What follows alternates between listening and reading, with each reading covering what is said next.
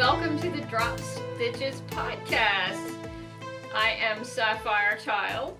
And I am Impact Red. And,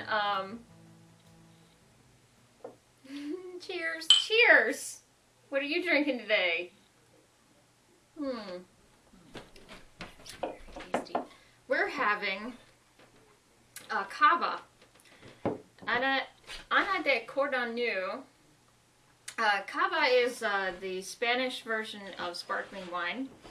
You probably heard about how technically you don't call it champagne unless it's actually from Champagne, France.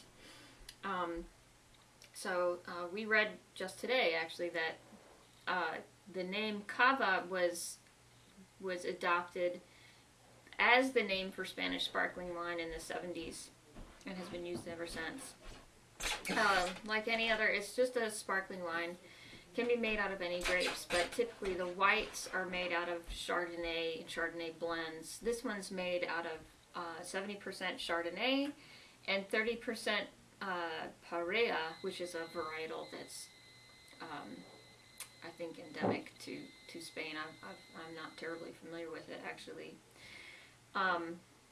So we also read today that Cordon Bleu is a winery that's been in Spain and it has a family wine tradition dating back to the 1500s. And I don't know when it was established as quote unquote a winery versus just a family brewing facility.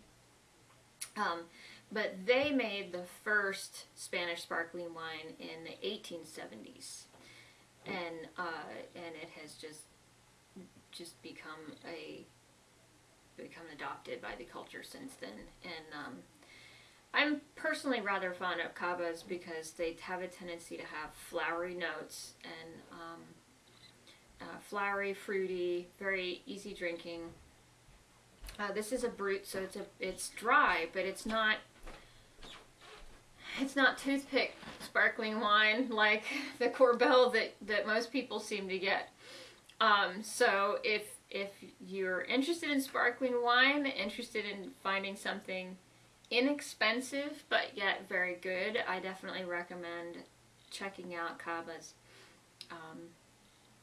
And there are a number of wineries that make them. And they're always inexpensive, so I recommend checking them out. I also brought to share with you guys today, you might remember a couple episodes ago we talked about some gluten-free beers, and we mentioned Green's gluten-free beer, and specifically I mentioned the Double Dark. This is a new thing that they've just started making. It's a dry hopped lager, and like the other gluten-free beers that they make, or I think they only make gluten-free beers, it's millet, buckwheat, rice, and sorghum, and then hops. And I have to admit, this is my first experience with a lager, and I really liked it. It has flowery top notes, but it still has that sort of bitter undertone or aftertaste, I guess, also probably from the hops, and I really enjoyed it. It's kind of a light beer. Someone commented to me that lagers are usually darker than this, but this one's a little bit on the light side, but it's not watery or anything like that. It has very good flavor. Anyway, you haven't tried that yet, so you can't comment. You can comment on the champagne though. I'm sorry, the cava. It's just so easy to use that as a generic term. Sorry, I railroaded you there. No, that's fine. Well, I tasted the champagne. It is very good. Actually, I've had like 3 glasses already.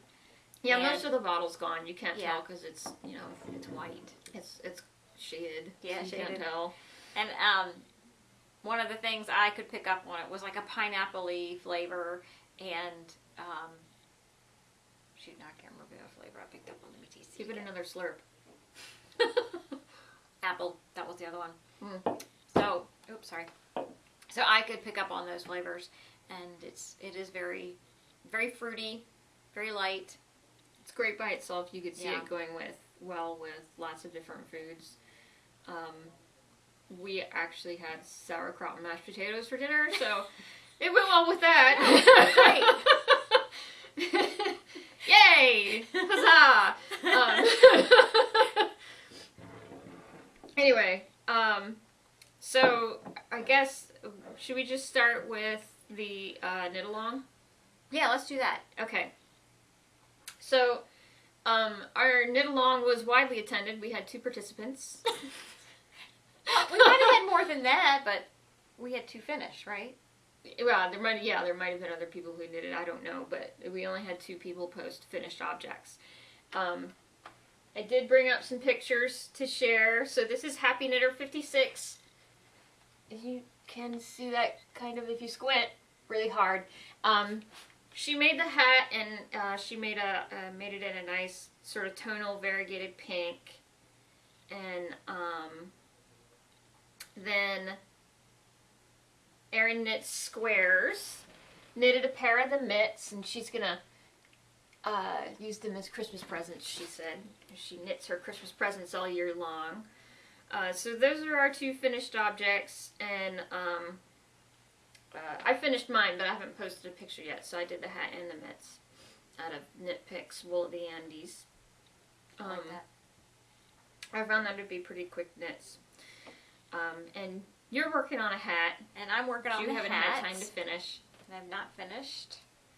You can see that. It's a really pretty color. And I thought it was a quick knit too. That's why I'm this far.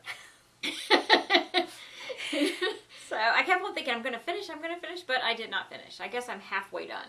Yeah. Because I've gotten to the point now, I think I have 1 more row left, and then I start the decreasing for the crown. And so I'm very excited because this is my very first hat. And It's your very first in the round too, isn't it? It is, actually. And it was very easy. I tried to do it with A circular? circular needle. I tried to do it with circular needle, and it down here it was just too small. I might be able to do it up this high, but down here it was too small, and I just couldn't maneuver it. So I gave that up and started with the double point needles, and it was very easy, and actually I enjoy working with them. So probably if I do other small things, I'll just use double point needles because it worked really well, and I liked it. So I use double point needles also. I tend to prefer them, especially for smaller things. yeah, it was too hard for me to try and get the yarn around those needles. They just weren't working for me. And I know other people have done it with the needles, and they prefer that over the double point. But I like this better. So first time with double points and first hat. So once I'm finished, I will post a finished picture In the thread? Yeah. Yeah, that'll be awesome. So that's exciting. And that pattern, this is the Intersect Cowl. I don't think I actually said it. The Intersect Cowl, and the pattern is written by Laura Smoot. So we decided that since we only had 2 participants, everybody gets a prize. So both Happy Knitter and Erin Knit Squares get one of these skeins. They are the same colorway. They're slightly different, but they're hand dyed. So there's a merino tencel fingering, 450 yards, 4 ounces, and they're done in shades of like denim blue and like a sage green and a little bit of a country pink, and it works together very well as it looks like a tonal even though it's multicolored. So hopefully they'll enjoy those. Both of you, if you could, well, I have Erin's address, but Happy Knitter, if you could PM me your address, I'll get that out to you. Okay, so this is like totally going to be the Julia show. So these are my finished objects. Aside from the hat and the gloves, I've been totally on a spinning kick. And granted, some of this stuff was started before the last podcast that we did, but it was all finished since the last time we recorded, which granted has been kind of a while because we've both been running around like crazy people. So I'll start with the top of the pile. Okay, so the first thing on the top here is from Hobbledehoy. I'm sure you can't see that, but French roast batlings from Hobbledehoy. I had 2 packs of them and together they totaled like 3.6 ounces. And I will post pictures online in my stash, so if you want to see better pictures of these, you can. But it's brown and pinks and rusty kind of colors. And was a blend with a whole bunch of stuff in it. Merino, BFL, bamboo, silk, alpaca, etc., etc. So I always enjoy the hobbly-toy bats. She always has fun stuff. Okay, so the next thing is from the Sweet Sheep, and it's organic merino. I bought this in a D-stash off of someone on Ravelry because I just thought it was really fun. It looks like Easter eggs.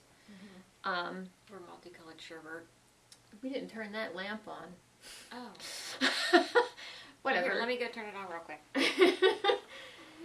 You can just keep on talking. Please bear with us while we make adjustments.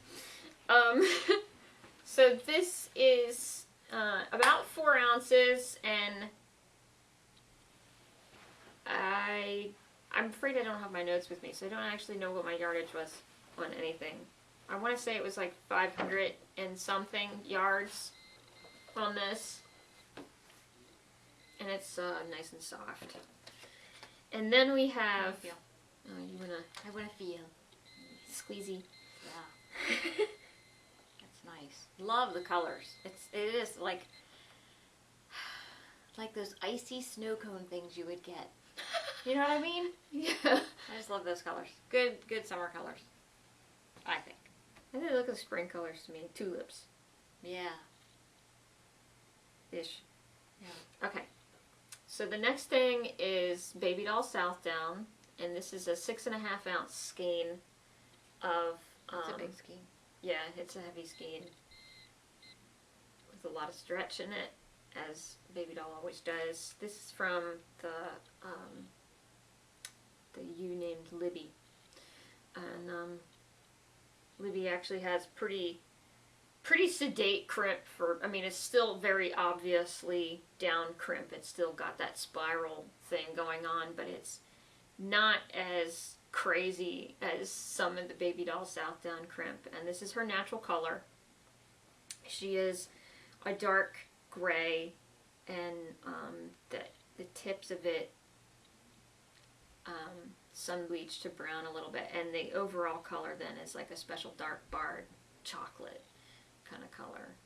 And so French roast. That's the color. The That's name that of the one. other one, and that's Yeah. kind of looks like a dark. does that look like French roast to you? It looks like a dark coffee too. Yeah. It does. It's kind of a cool color though, because it's got the gray undertones in it. Mm-hmm. Anyway, so I've got a lot of it. I think I might do. There's a couple of shawl patterns that I've always thought would look good in a hand spun that looked like a hand spun, that had a little bit of texture to it, you know, so not like a real smooth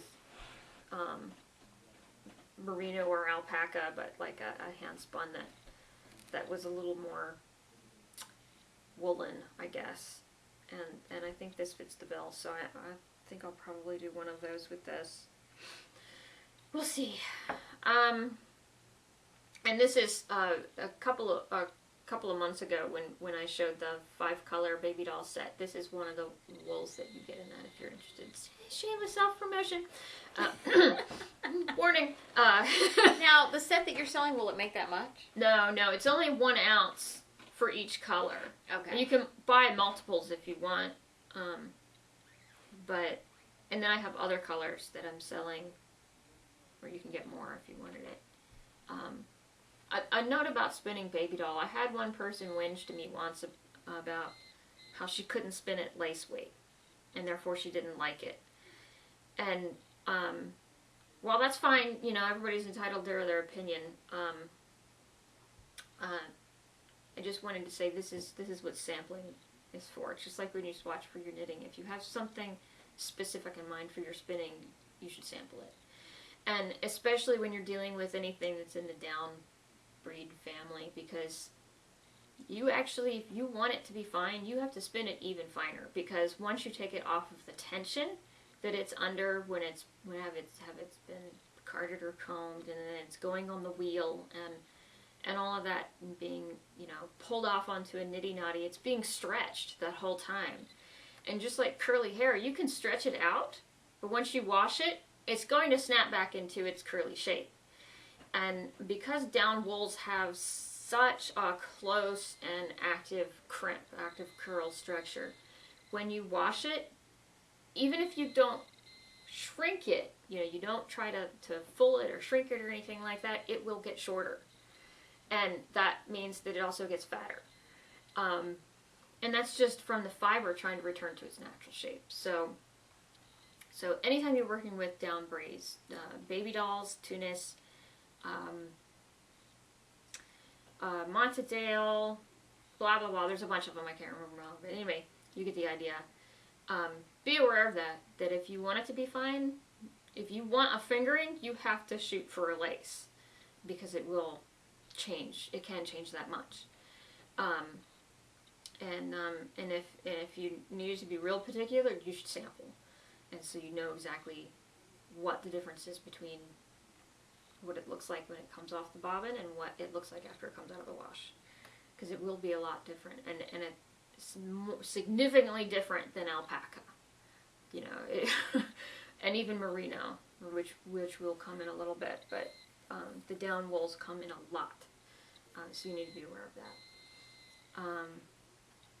Moving on. Okay, so the next thing we have here, this is a bat that I got from Joanna Spring, Knit Spin Farm. She does a podcast and she has an Etsy shop. She sells project bags. I've probably shown the project bags before, and bats. And this is one of her bats. And I just did a single. I didn't ply it. Is that why it looks this way? Because That's it's a why single? it looks. Yeah, exactly. It's got a little. You can see the energy left in it, and I did that on purpose. Let me see if I can shake it out. Since it has more energy than you can tell right here, because it's been wound into a skein, or twisted so that it's kind of relaxed a little bit. It looks really neat. I like the way that looks. Yeah, when I first took it off the bobbin, it like scrunched way up, or the nitty knotty, it scrunched way up. It's totally fun. So I gave it this much energy on purpose that I'm planning to do some collapse weave with it, and that's where you stretch it and you put a sizing on it, like cornstarch or something like that, to keep it from collapsing and to keep it in line, kind of. And then you dress the loom and weave something off, and then when you wash the thing, the fiber tries to collapse back because it's not balanced. It's a single, and you get a very textured piece of fabric, and I've always thought that was totally cool looking, really awesome looking, the texture you get out of that. I've always wanted to do it. You can't see it terribly well, but there is some purples and stuff in there. But it reminds me of a brighter scheme than this. It's like almost the same colors. They have similar lifestyle, I guess. Yeah, and this is just a darker, I guess you would call it a darker. That's got more pink in it, I think, which makes it look darker. Yeah. That's pretty neat. Yeah. Oh, I just undid it. Oh, no worries. Anyway, so this one is Blueface, Leicester, Cordell, Falkland, Merino, and Silk. And I've gotten a couple of Joanna's bats. I really like them because they are made with more textured wools. It's not all merino. And not that I dislike merino, obviously this is merino, but I do like wools that have a little bit of a spicy, saucy attitude, and she uses those things, so I appreciate it. Alright, is everybody bored yet? Alright. No! That wasn't fast enough. Alright, so the next thing I have is... I'm just waiting to see my finished product. Because it's awesome. I know.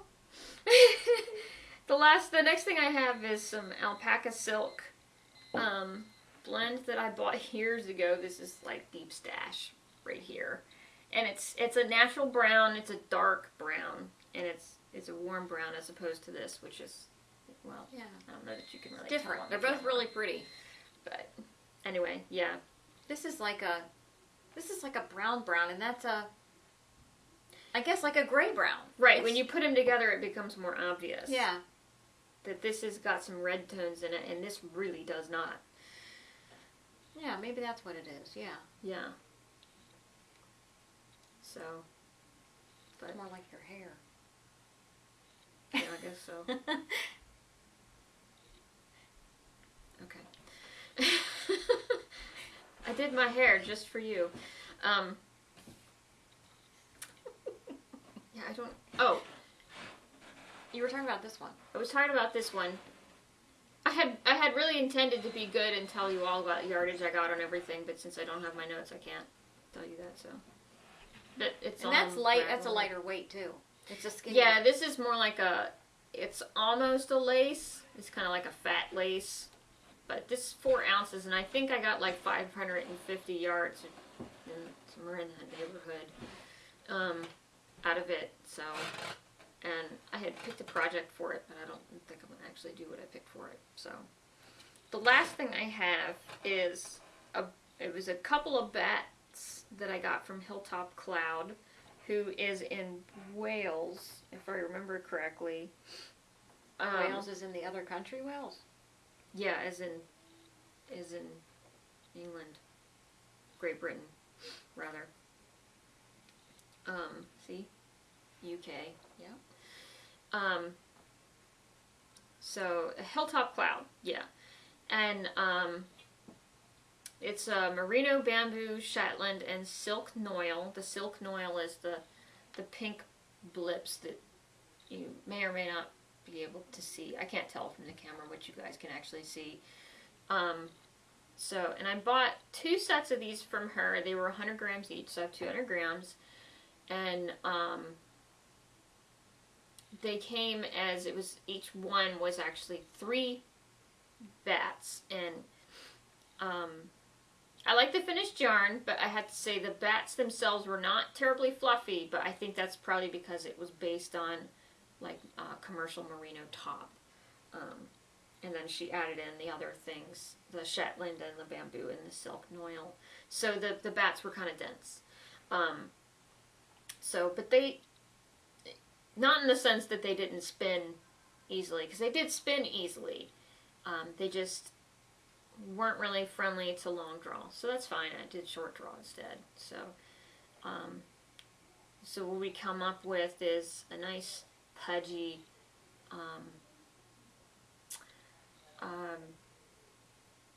more like a worsted style yarn, and it's actually kind of a worsted weight too. I have no idea what I'm going to do with it. I just bought them because I thought they were interesting. Pretty colors. Yeah. It's soft too. Yeah. It's smooth, Yeah. I should say. It is. I like it. So I'm always wary of silk noils. Like I'm afraid they're going to fall out. Because these, yeah. Yeah. Are they just little bits, or are they like a string? They're chunks. So it is just a chunk. Yes. I guess there's could. fibers in there, but there's also chunks. Okay. So it could fall out. Right. Yeah. So it's like, I think what it is it's like, but if there's silk cocoons that weren't really well degummed. And you can see it right here. You can see the fibers, and they're like, they've like attached themselves to the wool. So yeah. So I always try to get them tangled up in the wool as much as possible. Yeah. Now you can really see what it is. Yeah, that's pretty cool. So it'd probably be pretty hard for them to come out. I don't know unless you pull on them. See that or not? That's mostly silk noil. That's all silk noil, actually. Can you see that? You have to hold it still for about 3-4 seconds. The pink. Maybe you can see it better that way. There you go. Well, anyway, it's little chunky bits. Some fibers and some chunks. So, it's cool. I like it. Anyway, that's my big giant pile of hand spun. That's pretty much all I've done in the last 6 weeks is spin and knit these. And knit these. Yeah, but they were pretty quick. Yeah. I say that they were pretty quick, but how long did it take? I don't know. Oh. I put them down for some weeks. I finished the hat and then I started the mitts and then I didn't knit at all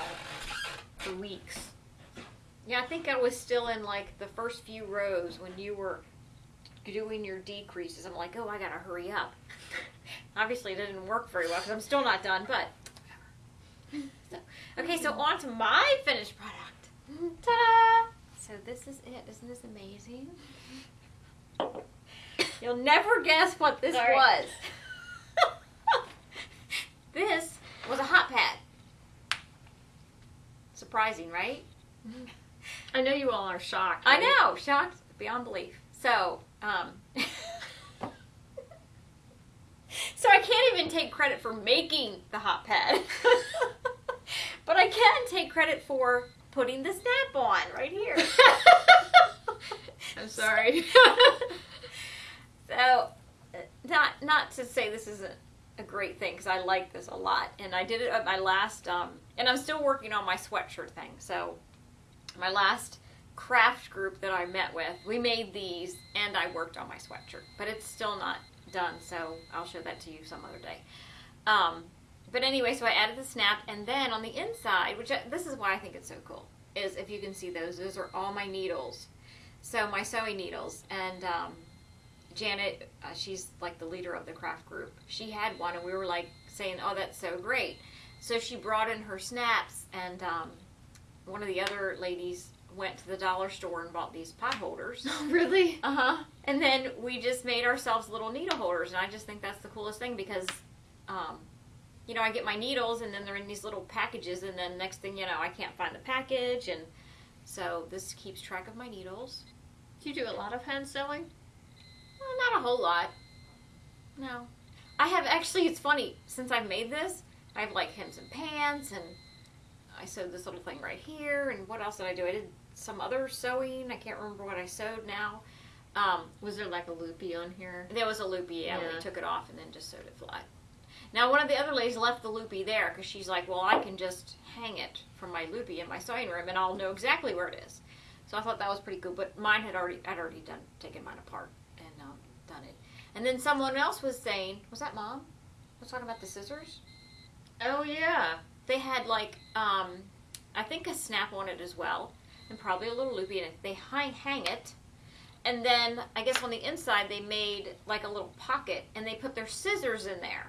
So then they always know where their little scissors are. You could probably do like a Velcro loop too. Yeah, that's true. For the Oh yeah, scissors. actually that would be really cool because then you could tighten it, make it stick. So that is my finished project for the last 6 weeks. Yay for me. It's been a busy time for everybody. Yeah. Yeah, that's true. I mean, I do a lot of stuff. I don't just do, well, she does too, but can't say that's my excuse, but I had to do things like, you know, like watch TV and wash dishes and clothes and what else did I do? I don't know. Probably some gardening. Oh, I had a party. Oh yeah. I had actually kind of 2 parties in that time frame, so that takes a lot because you gotta plan, you gotta clean the house and stuff. So Can't have company without cleaning the house, man. That sucks. no. And one of my parties was actually for clean products that you clean your house with. So you obviously cannot have a dirty house when you have a party for things that you clean your house with. Sure you can, and then it's, you know, you have things to demo with. Well, yeah, I did. I actually left the room where we had the party. I didn't actually clean a whole lot in there. So so we had, you know, some dust to get off the floor and stuff like that. So but that was fun. That was a lot of fun because I love their products. And I have to tell you the company name since I said this. But it's called Norwex, and probably there's people out there who've heard of it. And it's, I guess it was originated in the Netherlands, if I'm right. And it's a lot of microfiber, and it's infused with silver, so it's in like an antibacterial type microfiber cloths. And besides, I mean, just the antibacterial factor is really cool, but they actually clean really, really well. So I just like them. So anyway, if you all want to, one day you can look that up on the internet. So, but I think that's it for today. Do you have anything else? Not really. I'm sorry, we're like totally boring today. Yeah. I think we did good. The knit along was fun. I'm sorry I didn't finish my project, but You tried. that's right. I'll finish it eventually. Sometimes that's good enough. So I guess we'll see you in about 4 weeks or so. Ish. Yeah. All right. Bye. Cheers. Mine's gone. Oh. Empty glass. Oh no, it's not. Hey. All right, I'll drink to that.